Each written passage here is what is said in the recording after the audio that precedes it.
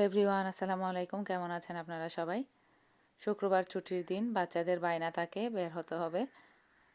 পুরোটা সপ্তাহ পড়া, পরীক্ষা, ক্লাস টেস্ট এই সমস্ত কিছু নিয়ে একেবারেই টায়ার্ড। আর শুক্রবার একটা দিন একটু রিল্যাক্সের সময়, তাই এই দিনটাতে আমরা সবসময় চেষ্টা করি বাচ্চাদেরকে নিয়ে বাইরে যাওয়ার।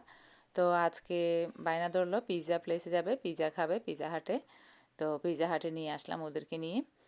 তো প্রচুর গরম ছিল, তো আমি আস্তে আস্তে সবাইকে সার্ভ করে দিচ্ছিলাম।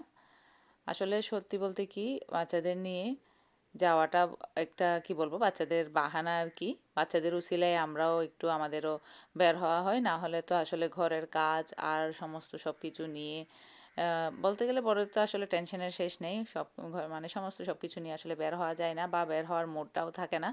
বাচ্চারা বায়না ধরে ওই হিসেবে যাওয়া লাগে বা যেতে হয়, বা আমাদেরও একটু মুডটা ফ্রেশ হয়।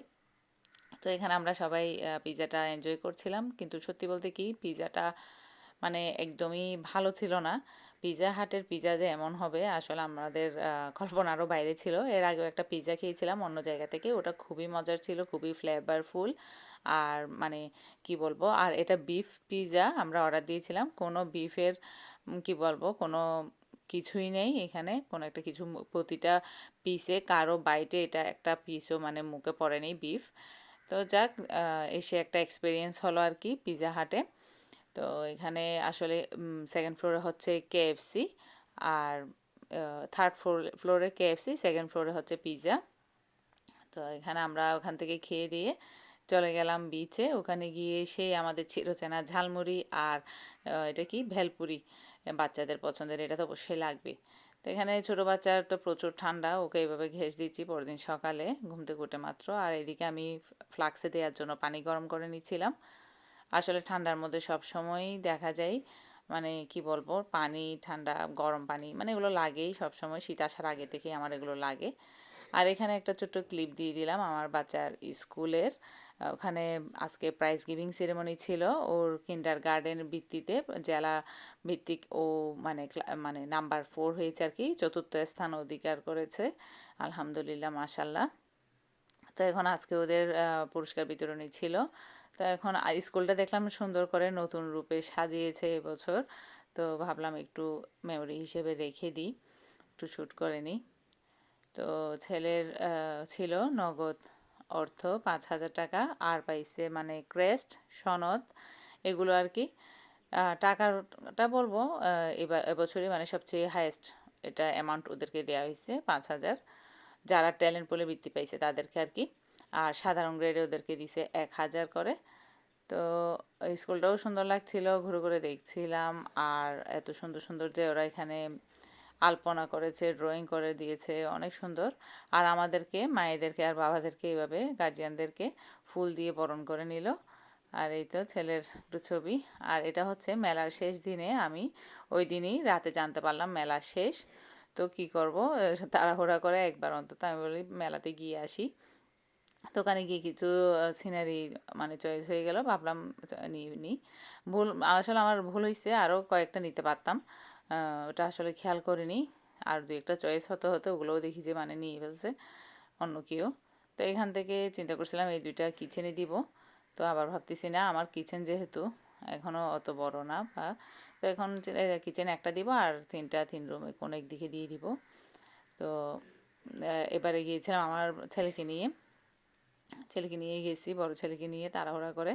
রাত্রে জানতে পারলাম যে মেলা শেষ, তো কি করব, তাড়াহুড়া করে বলি যে চলো যাই, গিয়ে কিছু টুকিটাকি জিনিস নিয়ে আসি। কিন্তু আসলে শেষ দিন হলেও এখানে কোনো ছাড় নেই, ঠিকই সেম রেটে, আগের সেম রেটেই বিক্রি হচ্ছে। আর একটা মশলাদানি মশলা বক্স নিয়ে নিলাম।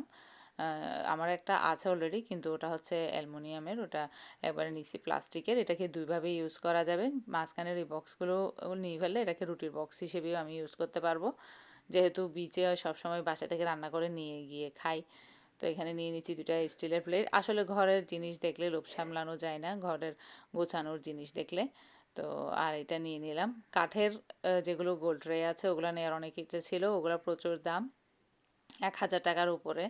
তো ভাবলাম সাধ্যের মধ্যে এতটুকুতেই আমি আমার শখটা পূরণ করে নিই। আর এটা চপিং বোর্ডটা দেখতে খুবই ভালো লাগছিল, ভেতরে ছুরিও আছে, আর পাশে মানে কেটে এইভাবে রাখা যাবে, একটু নতুন ধাপের নতুন মনে হলো, তাই এটা নিয়ে নিলাম।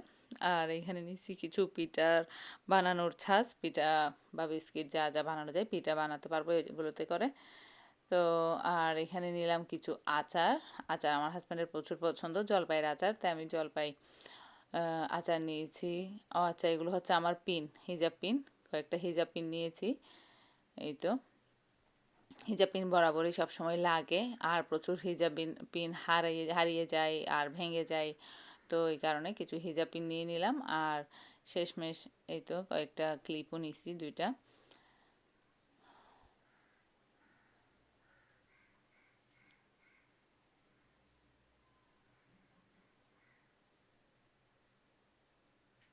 প্রচুর হিজাব পিন নষ্ট হয় আমার।